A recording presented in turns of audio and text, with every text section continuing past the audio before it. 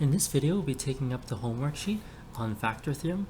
This one is pretty long, but I will say that it's worth the practice because if you can't do the questions on this sheet very efficiently, the rest of the chapter is going to be very challenging. So get the repetitions in, really practice factor theorem and guessing the correct zero.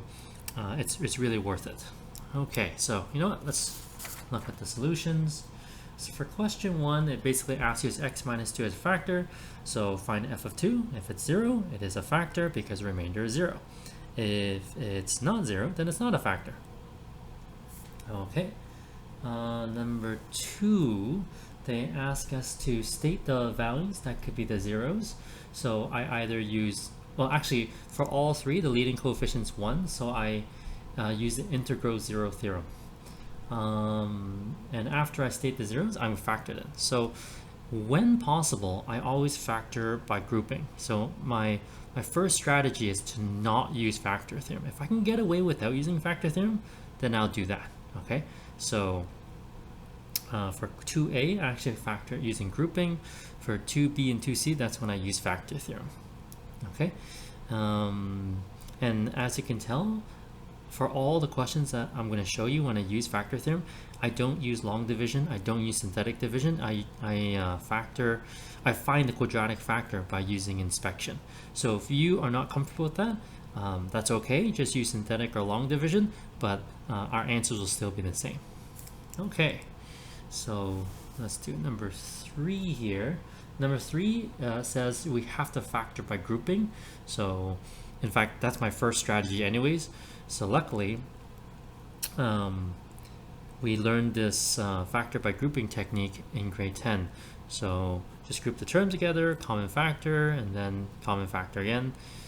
So hopefully that was not too bad. Let's see, number 4, determine the values that could be zeros. So once again, we're using the integral zero theorem, but this time we have to use the rational zero theorem as well because the leading coefficient's not 1. For B, C, and D. So after we state the zeros, we factor the polynomial again. So I use factor theorem for 4a and 4b, but for 4c, I use factor by grouping.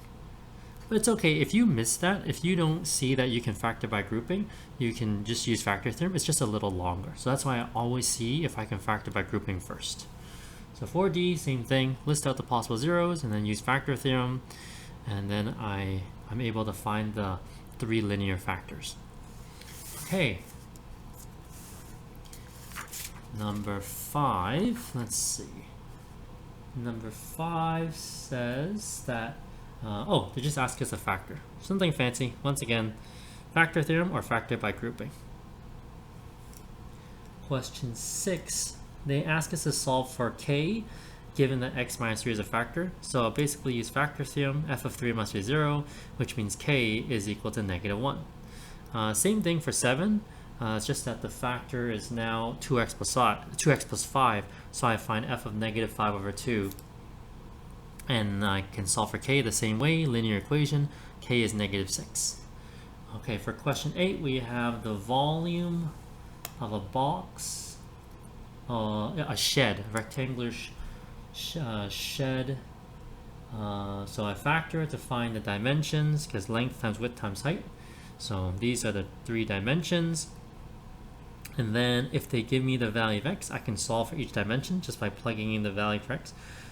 So it ends up being 2.2 meters by 7.5 meters by 3.4 meters. For question 9, nothing more, just factor it. But unfortunately, all of them are have a leading coefficient that's not 1, so hopefully you didn't have too much trouble finding the correct or one of the correct zeros. So, and I noticed that for 9, none of them I did by factor by grouping, so it's pretty time consuming, but it's good practice. Okay, question 10.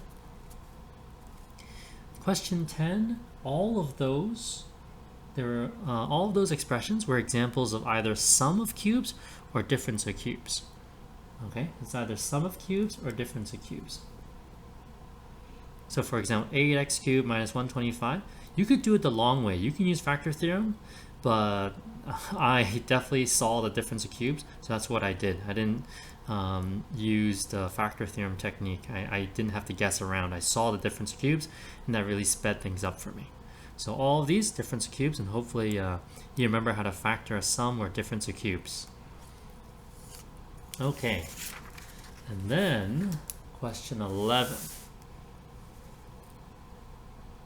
So question 11 is basically turning your quartic into a quadratic. So by letting x squared equals t, you change your quartic into a quadratic, and then you can factor using your quadratic techniques, and then difference of squares, and then you're done. So that's one of the ways you can easily factor a quartic, if you can convert it into a quadratic. Now, most of the times you cannot, because you will probably have an x cubed term, but if you don't have an x cubed term or an x term, you can convert a quartic into a quadratic. And it's also good practice for your difference of squares. Okay, number 12. Oh, when I saw number 12, I was like, oh, quintic. So you have a quintic, you have to factor. I did not want to guess around too much, so I was able to factor by grouping.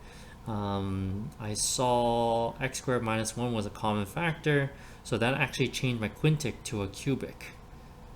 So it made my life a little easier. So I factored the cubic here on the side. And once I factored cubic, I rewrote my quintic as a product of 5 linear factors.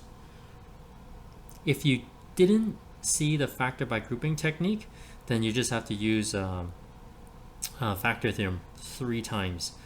You have to guess 3 rounds, because the quintic will go to quartic times linear, and then quartic becomes cubic times linear, and then cubic becomes linear times quadratic.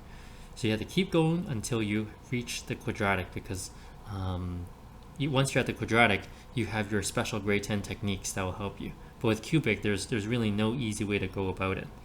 In fact, any degree greater than 2. So yeah, I feel this way is shorter, but as long as you get the right answer, I really don't mind. In question 12, they actually made it a little easier, even though it's a quintic. Like the zeros are very nice, plus minus 1, negative 2, 3, so they're very reasonable to guess. Okay, so it was pretty long, but it's worth it.